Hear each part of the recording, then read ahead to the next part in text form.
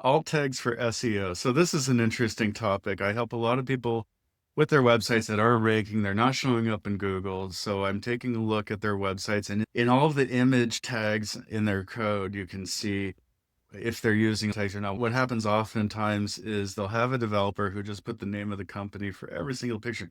Now, here's the thing. If you don't understand what alt tags were designed for, what they're really supposed to be, then you're probably abusing them, and it's not helping you with your search results. It's not helping you with Google. There was a time where you could put keywords inside these alt tags and it would help your website rank.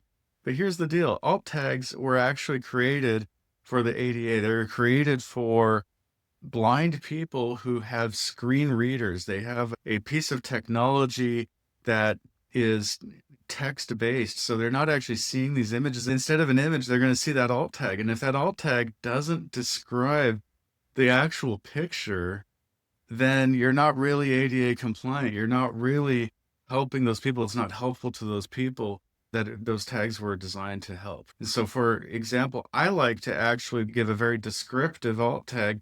And then the bonus is if you can also work in a keyword into that alt tag so that you're actually ADA compliant, you're helping these people. Google loves it because Google knows that you're using natural language instead of keywords.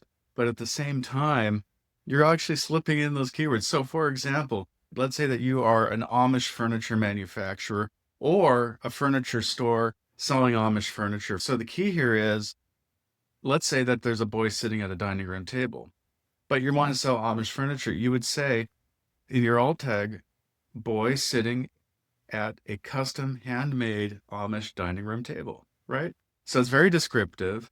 The person who's using the screen reader, who needs the ADA assistance, this person's going to see a very descriptive phrase that tells them exactly what they're looking at. But then at the same time, the search engine sees the keywords and they're going to give you a little bit of preference over the people that are cheating, right?